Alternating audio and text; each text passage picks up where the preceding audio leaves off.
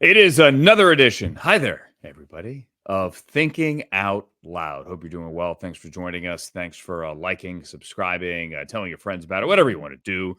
My name is Andrew Siciliano. We do this every week, sometimes a couple of times a week. This week is today, I beg your pardon, is our Week 8 preview show.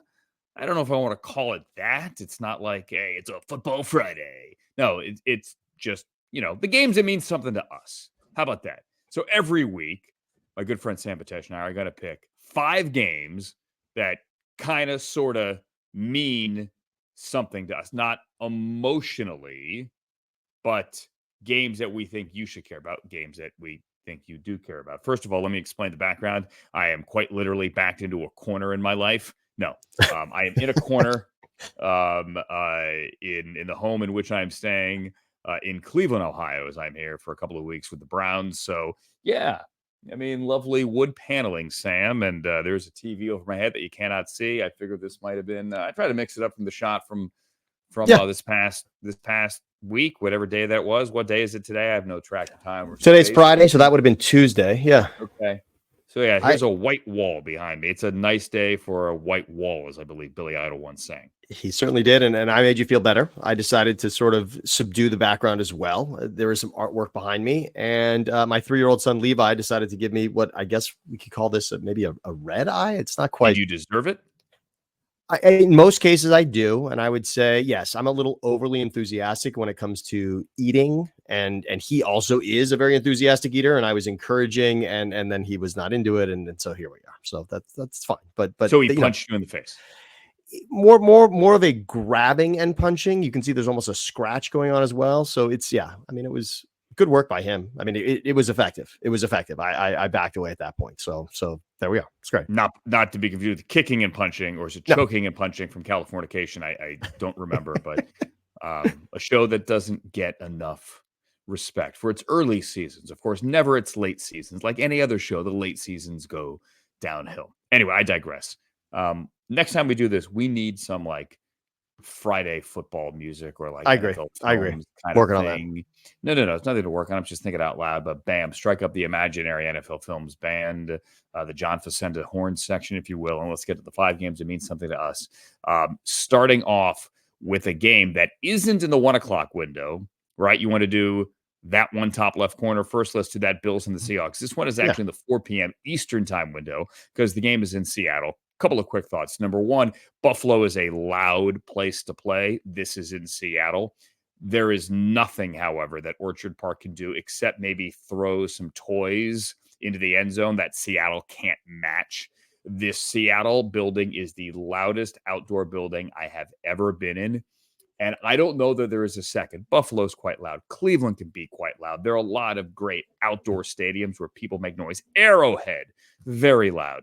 But nothing is louder than Seattle, and nothing truly can prepare you for it. I'm kind of torn on this one because Seattle got a win last week, and they kind of surprised some people, and they got to 4-3. They broke the 3-game slide. They opened 3-0 with Mike McDonald, which after visiting them in the preseason was not in any way surprising. They kind of hit a wall, and they kind of have to find their footing here. They're scoring 20 points a game. And they're a good team. I think they're a team that is going to be in the playoff fight to the very end. I just think Buffalo is better here. And Buffalo is not turning the ball over. And as I sit here in Cleveland and Ken Dorsey takes over the Browns play calling, and you go back to last year when Dorsey was blown out midseason by Sean McDermott, who, has known to fire a coordinator, he gets rid of Ken Dorsey and replaces him with Joe Brady, and it has worked. But if you look at the numbers for Dorsey offensively, and I'm getting to a point when he got fired, they're actually pretty good. They're top 5 in a couple of categories, but they were turning the ball over. And since Joe Brady took over, the Bills have not turned the ball over. Here's my point. And they're leading the NFL in turnover differential. Okay. They have yet to lose a turnover in any game this season. Think about that. Your favorite team likely has a turnover issue. The Bills haven't turned the ball over. And if they do that this week in their 8th game, they would tie a franchise record, 8 consecutive games with a negative turnover differential. Take that back. Let me rephrase something. They haven't lost the turnover differential in any game this year. They have turned the ball over. They have yet to lose the turnover differential. They need to do that to win in Seattle. You don't go to Seattle and turn the ball over and win. If the Seahawks can pull this off, I am all in on the Seahawks. But if Buffalo finds a way to win this game, Sam, which I think they can, I think Buffalo is back in the conversation and Josh Allen is back in the MVP conversation. I don't know that they ever left it, but as I get ready for the Ravens this week, it is unbelievable what they are doing. But I think this game is one of those games where Buffalo kind of sort of reminds people that as you get excited about the Chiefs and they're undefeated, as you pump up the Ravens and they truly are remarkable, don't forget about us. I said it, Andrew, to you, actually, that it looked like we were on this crash course for a rematch of the AFC Championship game with the Chiefs and the Ravens. And this is your not so fast game, right? This is the wait a second, don't forget about us game. And I think you're right about that, because what Seattle did in reestablishing themselves last week, because that was not just a win, they really took it to a team that we think could be in the playoffs in the Falcons. And the Seahawks really dominated, reestablished what they were for those first 3 games. And this is a game for the Bills to say, all right, we're the opponent here. Can we do it again? Because the taste in people's mouths that has the Bills and Josh Allen out of the conversation was the head-to-head with Lamar Jackson, the head-to-head with the Ravens, where the Bills were never in the game whatsoever. Derrick Henry out of the chute, goodbye, and that was it. We just never thought of the Bills again. And again, what they did last week to the Titans won't necessarily put them back, but this is that. I agree with you there. And Amari Cooper, someone you know quite well, Andrew, that is a nice addition here for the Bills. Again, we talked about it. Stephon Diggs, who was maybe a little upset with the way the offense was going.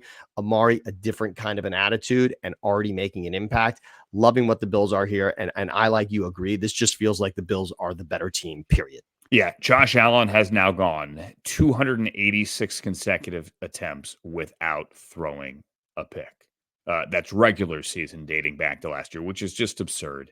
And he is the only quarterback in the NFL qualified QB. So guys that have started enough games to qualify for the awards and the statistical, low points here to be considered among the rankings. He's the only one to have not thrown an interception. So I like them in this game, for recreational purposes only. I have no idea what the numbers look like in it, but I think the Bills come out of this 6-2 and they raise their hand and say, don't forget about us. Meantime, it is a fascinating one of the NFC South. So if you recall last time the Bucs and the Falcons got together, it was in prime time. It was a Thursday. Kirk Cousins on a short week threw for 500 yards, 509 if memory serves, and they somehow pulled the game out of the fire and beat the Bucs at home. This one is going to be in Tampa. This one is for the top of the NFC South. Whomever wins this one will enter next week atop the NFC South. The Bucs are hurting, and they're hurting bad. They are on a short week, and they don't have Chris Godwin, and they don't have Mike Evans, and that is bad. I mean, there's no other way to say it. Their next top, or their leading receiver, if you will, after Godwin and Evans, is Sterling Shepard. He has 8 catches this year. 8 for 93 yards. Godwin and Evans, they were your passing offense. Now, Cade Otton's been involved. Don't get me wrong. Okay. You got Bucky Irving and you have Rachaad White out of the backfield. Don't get me wrong. They have weapons here. And as a Syracuse guy, I love me some Sean Tucker. But you want a truth test here, like Josh Allen truth test in Seattle. This is a Baker Mayfield truth test. Because a couple of weeks ago, we're talking Baker's in the MVP conversation. Even if you go back and look at the first quarter and they got out to the early 2-score lead, both possessions, they marched down the field. They got a touchdown. They got a field goal on Monday night. You're thinking, all right, this is the Baker that's in the MVP conversation. We really now find out about what Liam Cohen and Baker Mayfield can do without your top 2 weapons. They were the offense. They run the ball better this year than they have in the past, but it goes through Baker. Tampa's won the last 3 NFC Souths. This is kind of here the Falcons' chance to plant their flag, knowing we're halfway through the season, not even. But this is their chance to sweep them, which would be huge in the head-to-head at the end of the year, obviously. This is a chance to try to get their ground game established again here, and to double up. It would give them first, and you cannot overstate in what will undoubtedly be a tightly packed NFC South down the stretch. I know the Saints aren't in it right now, but Sam, this is huge, and I think that with Tampa, even though they're at home on the short week and without their two weapons, I mean, this is a massive uphill climb for them. This feels rough, and obviously the Godwin thing, not only just losing the player, but the emotion involved in what happened at the end of the game, the controversy about whether or not he should have been in. I think both you and I agree. It's just not really, I mean, whatever. He's in there, and the game was not completely unattainable. But yeah, I can see why it's a conversation. Regardless of that, this could be in match number 1 between these two. This could have been the game of the season. The comeback that the Falcons made in that game against the Bucs in a season where we didn't necessarily define the Falcons yet, and certainly Kirk Cousins for what he was at the money, at the price, et cetera, with Penix there as well. There were questions about what Kirk Cousins could do. This game, 509, stamps his career with the Falcons, of course, to have that game with 500 yards.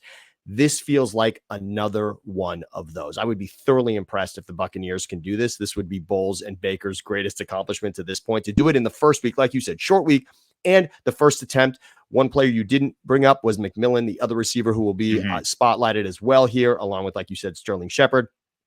Not a ton of meat on the bone for either one to really say what we're going to get there. And yes, Bucky Irving and Rashad White, there could be something interesting there in the ground game, but the Buccaneers absolutely should have won that first matchup and did not. And that is going to be the difference for them, because I see this now as a sweep for the Falcons. Absolutely. This just feels like the Falcons are now figuring things out at the right time. And that game was the stolen one for them. And they are coming off an embarrassing loss to the Seahawks, as we just mentioned. So this just feels like everything going the Falcons' way into this one. The momentum here just feels like Falcons on this one. Absolutely. I agree. And I'll say this too about Baker. He's going to have time to throw because the Falcons have the worst pass rush in the NFL. They have 6 sacks. They have the lowest passer or pressure rate, rather, like 26%. So Baker's going to have time to sit back there. I just don't know that he's going to have a lot of guys to throw to. And if he can pull it out, then, hey, good for you, Baker.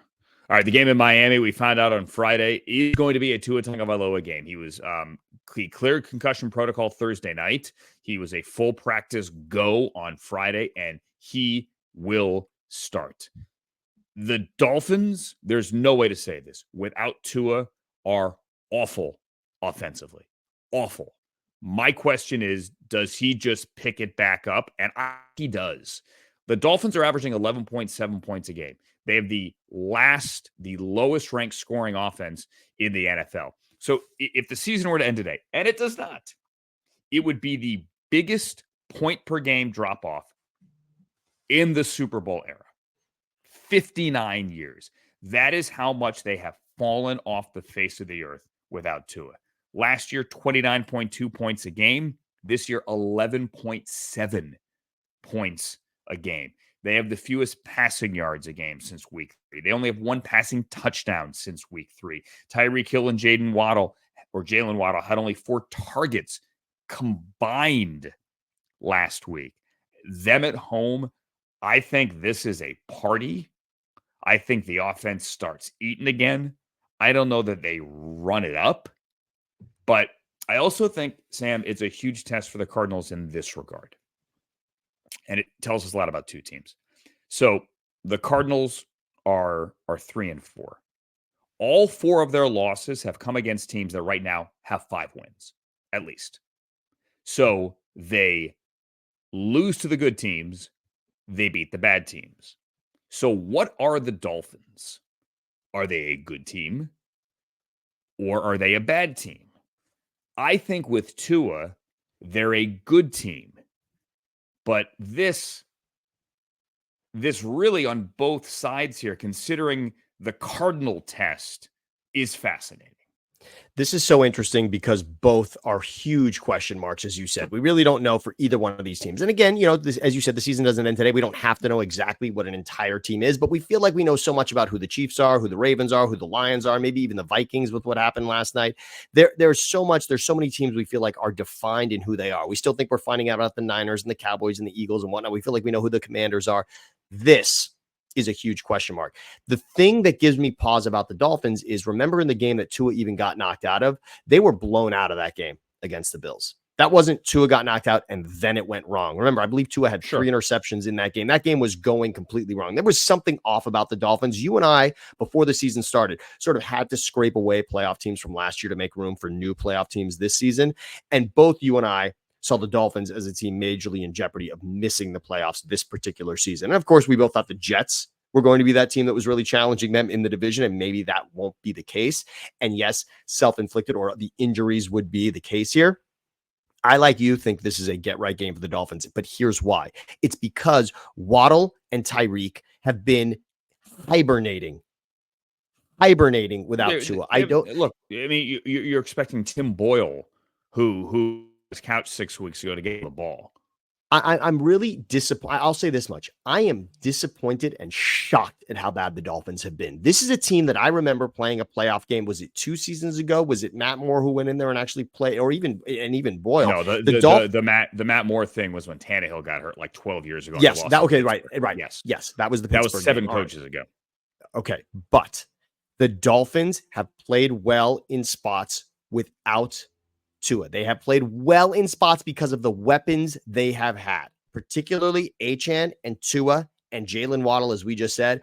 I'm stunned that they have been able to do nothing with those 2 receivers and with that running game that they've had with Mostert and Achane. I know they've had a couple of injuries, but it's been weird. It has been strange. And yes, we think Tua is going to come back and it's automatically just going to be put back together. Not so sure. And again, the Cardinals, I would say that win against the Rams were injured, but I think we can now talk about the Rams as a good team. That one's it, but you're right. It's not, but they're not at the 5 win, but they're not at the 5 win threshold. They're not at the 5 win threshold, and you're right about that. So they're not good plus if we were grading. The Rams are not good plus. They're maybe good at this point.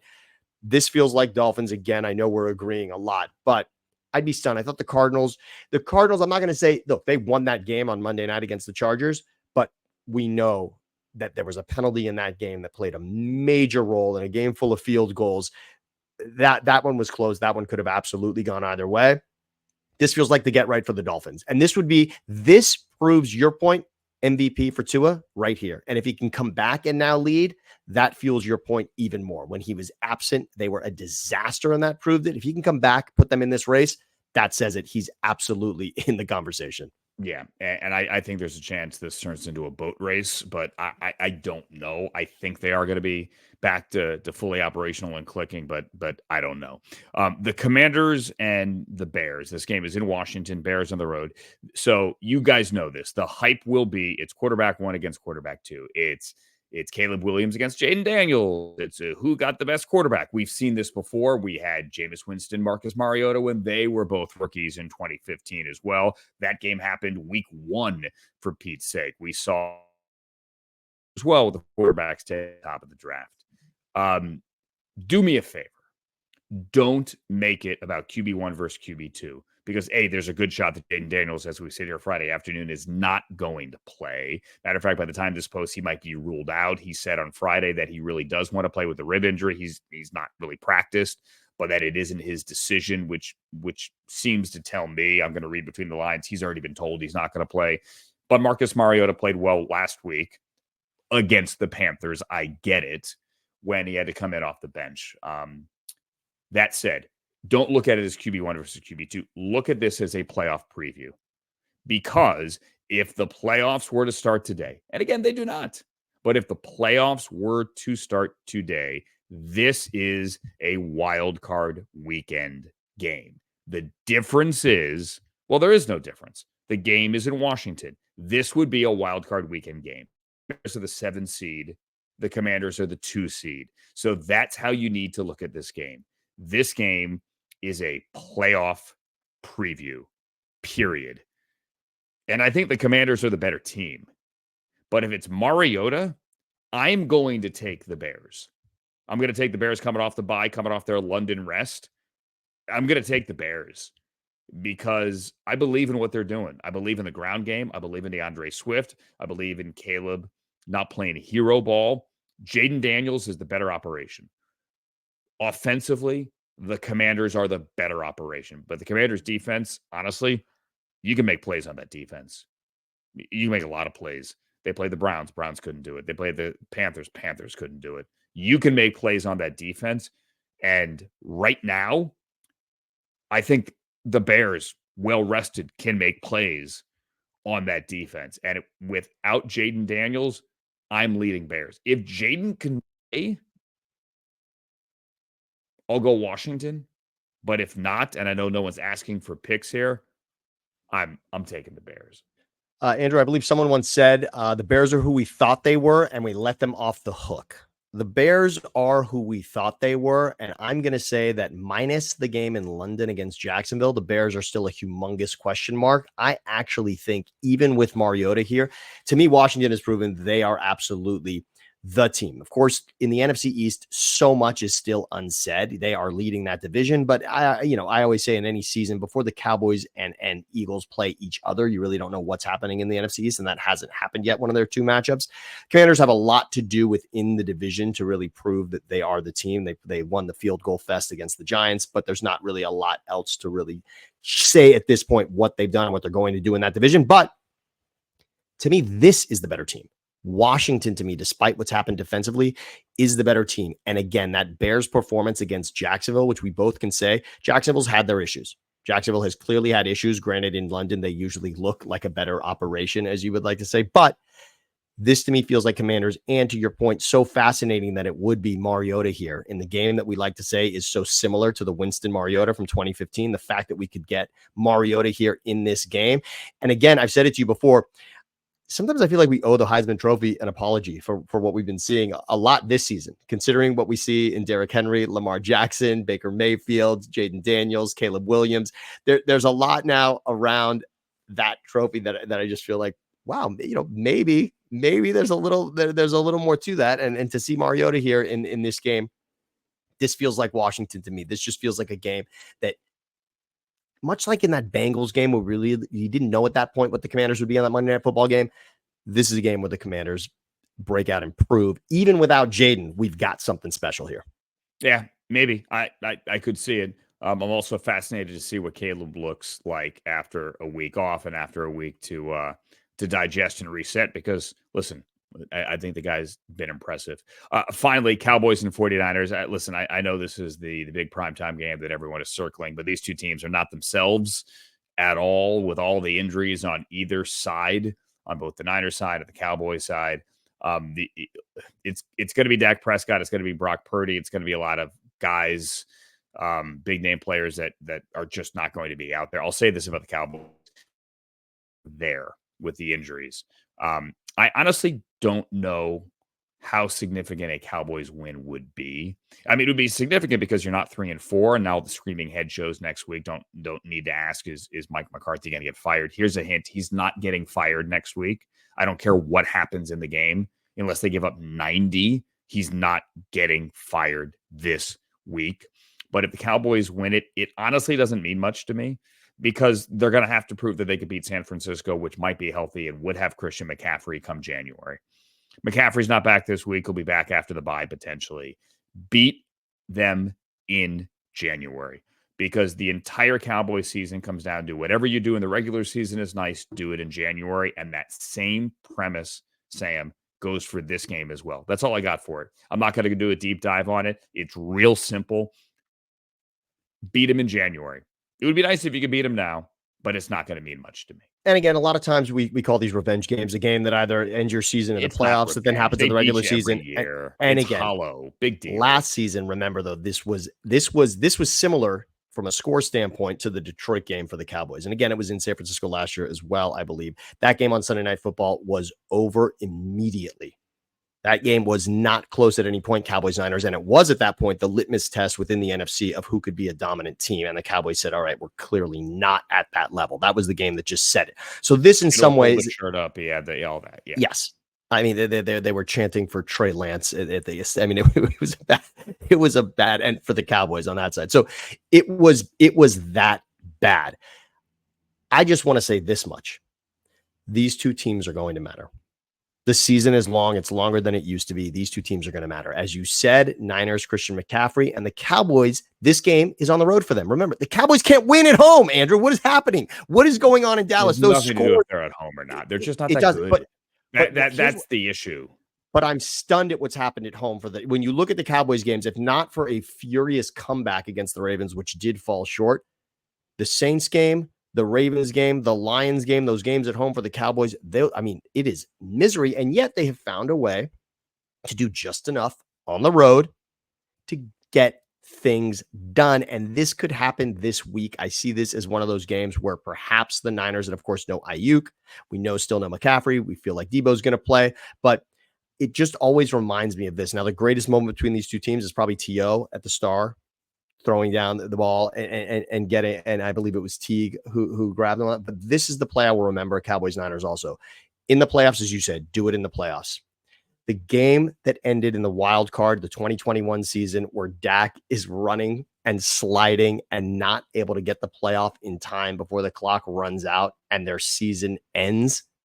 That is sort of the McCarthy Dak stamp on a Cowboys-Niners rivalry. And I just feel like this game is trying to cure those ills. It's really that one. And they've beaten twice in the playoffs by them, 3 times, in fact. But this one was the ugly one. This is the one that I will remember always. And this game won't exactly be a reprieve on that, but it's an interesting one. It still is a litmus test. I'll say that much. It's a litmus test for these two teams. Yeah, I am. I'm not trying to. I know I said 5 games. It means something to us. I'm not trying to put a damper on this game. I just don't. It's gonna control the narrative on TV the rest of the week. Next week, I just don't know that it means that much until January. I just don't. Maybe they're both gonna struggle in, and I mean, it's not going to determine home field. Maybe it determines home field. Not home field for the top of the conference. I mean, which of these teams gets in which wild card positions potentially? Sure. And both, and by the way, both still winnable divisions. Both still very winnable divisions. But the Cowboys are not going to win the division. I just don't think they're that good. I don't think they're going to win enough games down the stretch. I just don't. They are not that good.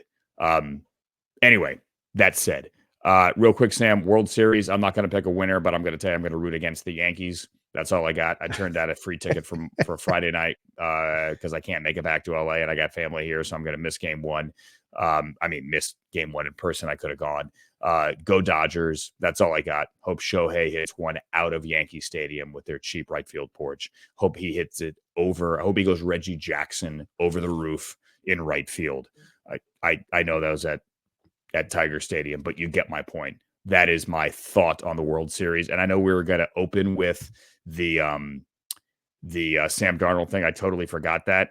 Right. Let me push back against this idea that you got to make face masks reviewable. First of all, they got it wrong. Everyone knows it was wrong. Byron Young knows it was wrong. He held his head like, oh my God, I can't believe I just grabbed his face mask and it's not going to count. I mean, you see this like, oh boy, geez, I can't believe I did that.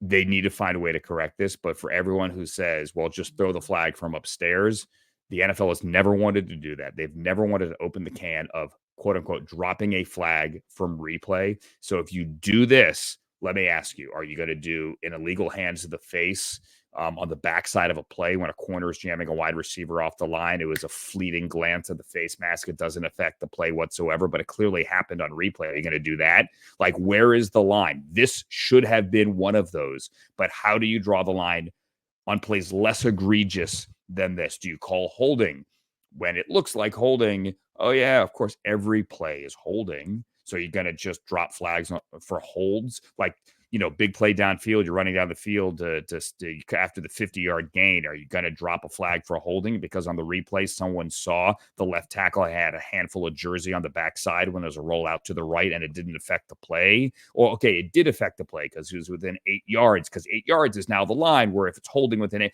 like, where is the line? So yes, that should have been corrected, but go ahead, write the rule and make it fair. It's difficult, and I would say holding becomes the ball strikes conversation in baseball, right? Holding is the one that really would be a damper on this. I just want to say one thing overall on sports referees, officials in every situation, in every single sport, Andrew. I don't ever want to be the one at home with a remote in my hand in better position to make a call than the officials. And that's unfortunately, I don't mean position. I don't mean position. Great position. I mean you're right. I mean the ability to get it right. In other words, at home, watching something in slow motion, seeing it clearly, someone should be able to say, you know what? It's wrong. That's all. That should just be the sort of the common sense piece of it should just be there. And I just hate the fact that everyone at home has it. Write the rule. Probably what you said. Go ahead and write it. The call should be able to be made. And by the way, under 2 minutes specifically, right? We're talking that's under 2 minutes there. So maybe you don't say it all game. Under 2 minutes, egregious is a phone call. We're making a phone call for egregious calls. So under 2 minutes. Under 2 minutes, why don't you take the officials off the field and tell the guy upstairs with the remote control? How about this? By the way, how about this? Under 2 minutes, and I'm going to add this, and all scoring plays and all turnovers. All scoring plays, all turnovers, and under 2 minutes, we can make a phone call. Flag on a scoring play. Yes, we can make a phone call. Yeah, if it's wrong, we can make a phone call. You can't. And maybe there's certainly it's not an issue of did the ball hit the ground. It's can you throw a flag on a scoring play? Egregious. The definition of egregious becomes the issue here. That's all. That's it. I mean, look, I think you're saying the right thing, but the definition of egregious is what happens there. And quickly, I just wanted to say this. I will be at game 2 of the World Series as well, Andrew. I just wanted to say, enjoy.